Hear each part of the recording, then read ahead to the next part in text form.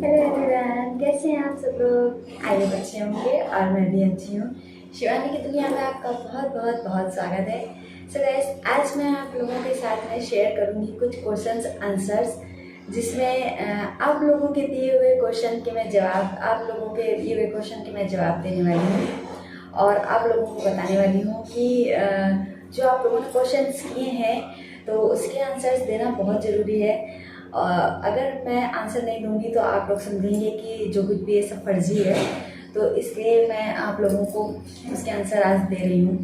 सबसे पहले आप लोग मुझे बताइए कि मेरी हेयर स्टाइल आपको कैसी लग रही है। ये देखिए, आप छोटे से बालों में किस तरीके से हेयर स्टाइल बना सकते हैं। ये आप मेरी हेयर स्टाइल देख लीजिए, तो इस तरीके से हेयर स्टाइल है ये। और इसके बाद चलिए चलते हैं सवाल जवाब पे।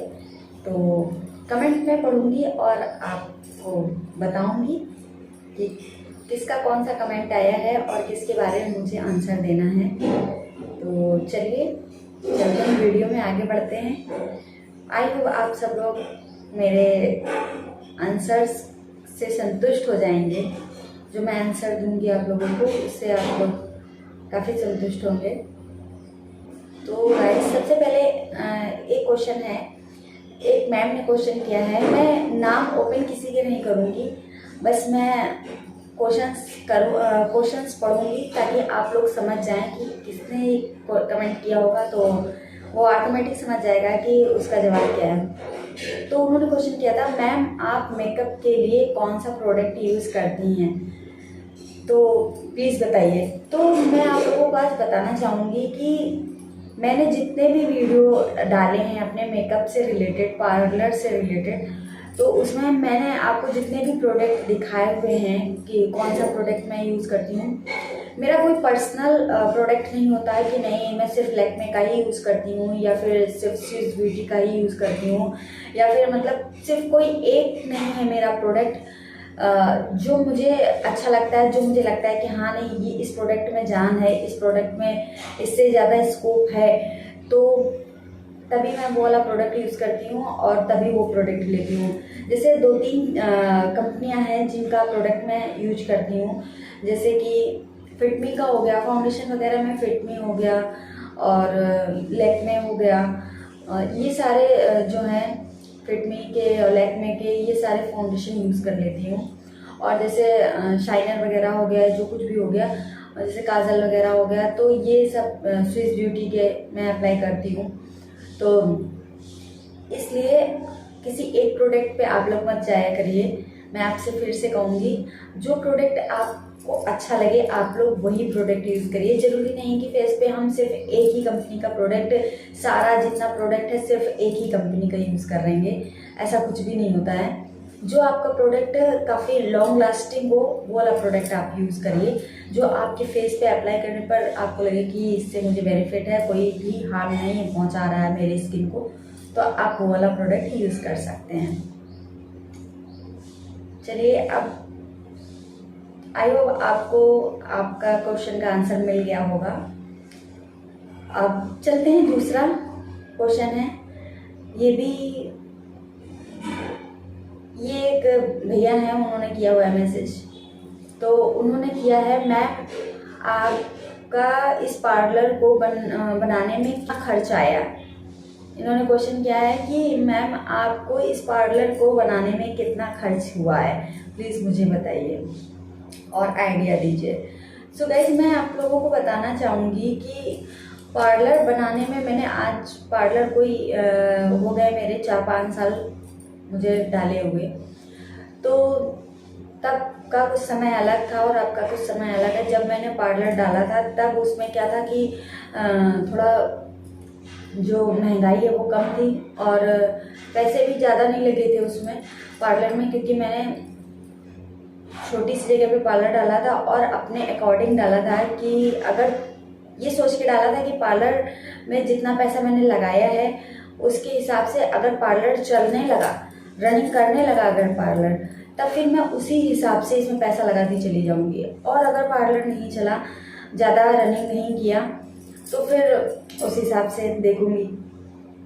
तो इसीलिए मैंने अपने पार्लर में ज़्यादा पैसा नहीं इन्वेस्ट किया था थोड़ा ही इन्वेस्ट किया था, बस थोड़ा सा क्या फर्नीचर वगैरह अच्छा किया था। उसके हिसाब से थोड़ा सा गूगल पे सर्च करके फर्नीचर बनवाया था मैंने।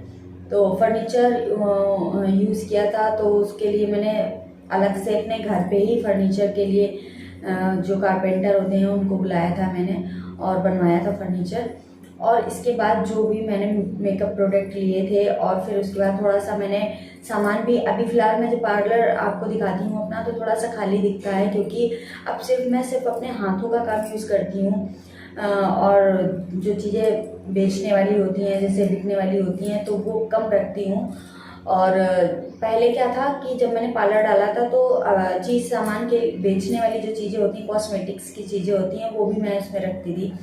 तो उस हिसाब से मैंने पार्लर डाला था। तो ये तो मैं नहीं बता पाऊँगी कि कितना खर्च आया, लेकिन बहुत ही कम आया था खर्च, ज़्यादा खर्च नहीं आया था। आप मान के चलिए 30 या 40 के लगभग खर्च आया था। और फर्नीचर बनवाने के बाद टोटल आप मान के चलिए 50,000 का खर्च आ गया था। तो इससे ज़्यादा मैंने खर्च नहीं करवाया था क्योंकि मुझे पता था कि अगर मेरा पार्लर रनिंग करेगा तो ही मैं इसमें पैसा इन्वेस्ट करूँगी, वरना नहीं। उसका भी एक बहुत बड़ा रीज़न था कि पार्लर में पैसा इन्वेस्ट करने का, कि अब आप लोग क्वेश्चन करेंगे अगला कि पार्लर में पैसा मतलब आप रनिंग करेगा तो रनिंग के इसलिए मैं बोलूँगी, जैसे कि इसका आंसर एक क्वेश्चन में ही छुपा है जो मैं आप लोगों के साथ शेयर करने वाली हूँ, तो वो मैं आप लोगों से बताऊंगी। ये एक मैम ने क्वेश्चन किया हुआ है, इन्होंने बोला है मैम पार्लर और घर कैसे मैनेज कर लेती हैं आप, प्लीज़ बताइए। तो यही सिस्टम है कि मुझे घर और पार्लर दोनों ही मैनेज करने थे और मेरे पास ये सिचुएशन आई थी कि मतलब आपको घर और पार्लर दोनों मैनेज करने हैं। बेटा भी मेरा छोटा था उस समय पे, बड़ा नहीं था, थोड़ा ज़्यादा, बेटी तब नहीं थी मेरी, तो इसलिए मैंने घर पे ही पार्लर डालने का डिसाइड किया था कि मैं घर पर ही पार्लर डालूंगी अपना। तो इसलिए मैंने मेरी नीचे एक शॉप है परचून की, तो उसके जस्ट बगल में ही मैंने अपने पार्लर की शॉप डाली थी। और उसको डालने के बाद जब मैंने अपना पार्लर डाला था तो मेरा पार्लर बहुत ही तेज़ी से रनिंग किया था। हालांकि घर पे था लेकिन मैंने हर फैसिलिटीज़ दी थी और टाइम टू टाइम अवेलेबल थी वहाँ पे। ये नहीं कि घर पे है तो मतलब जब मन हुआ तब, नहीं, ऐसा कुछ भी नहीं था। अपना जितना भी वर्क था सारा वर्क करने के बाद मैं अपने दुकान पर चली जाती थी, बैठती थी नीचे। फिर उसके बाद मैं क्या मतलब पूरा शेड्यूल अच्छे से चल रहा था मेरा, सब कुछ ठीक ठाक चल रहा था। उसी हिसाब से आज भी चलता है मेरा, जिस हिसाब से पहले चलता था। जब मुझे ज़रूरत होती है तब मैं नीचे, जब कस्टमर आ जाते हैं, जब ज़रूरत होती है तो बेल बज जाती है और मैं नीचे पहुंच जाती हूँ। और उसके बाद जब ज़रूरत नहीं होती है तो मैं अपने घर का जो हमारा वर्क होता है वो मैं मैनेज करती हूँ। और दूसरी बात ये है कि सुबह मीटिंग में ही ज़्यादा काम होता है घर का, तो इसलिए कोई सुबह तो आ नहीं जाता है। अगर सुबह कोई आ भी जाता है तो मैं उसको भी देख लेती हूँ, ऐसी बात नहीं है।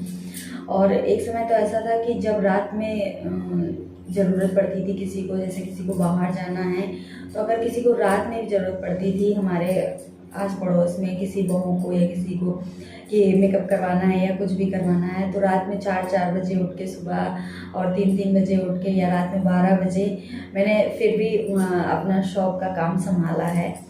तो इसलिए सबको मतलब विश्वास हो गया है कि नहीं, मैं जब इनको आवाज़ दूंगी तो ये तुरंत हाजिर हो जाएंगी। तो इसीलिए मैं आपसे बता रही हूँ कि घर और शॉप में दोनों मैनेज कर लेती हूँ। जब ज़रूरत होती है तब शॉप पर पहुँच जाती हूँ और जब ज़रूरत होती है तो घर का वर्क देख लेती हूँ। पहले तो बेटी मेरी छोटी थी तो थोड़ा सा प्रॉब्लम हो जाती थी, लेकिन अब बेटी मेरी थोड़ी बड़ी हो गई है, समझदार हो गई है, तो अब कोई भी प्रॉब्लम नहीं होती है और बहुत आराम से मैं घर और जो मेरा पार्लर का वर्क है वो दोनों मैनेज कर लेती हूँ मैं। तो ये थे मेरे कुछ क्वेश्चंस के आंसर। आई होप आपको अच्छे लगे होंगे और पसंद आए होंगे।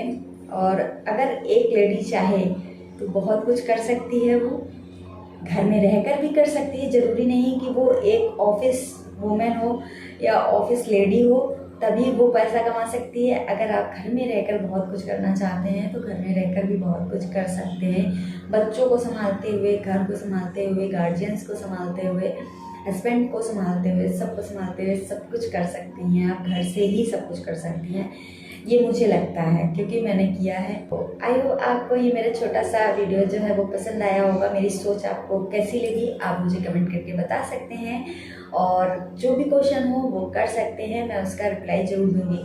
अगर तुरंत नहीं दे पाई तो कुछ दिनों बाद दूंगी, पर रिप्लाई ज़रूर दूंगी। अगर आप लोगों को कोई और भी समस्या हो तो उससे भी मुझे बता सकते हैं, पार्लर से रिलेटेड समस्या। अगर आपको मेरा ये वीडियो अच्छा लगा हो तो एक लाइक ज़रूर करिएगा, और मुझे इंस्टाग्राम पर भी फॉलो करिएगा। अच्छी अच्छी रील्स हैं, अगर हो सके तो उसमें भी एक लाइक ज़रूर करिएगा।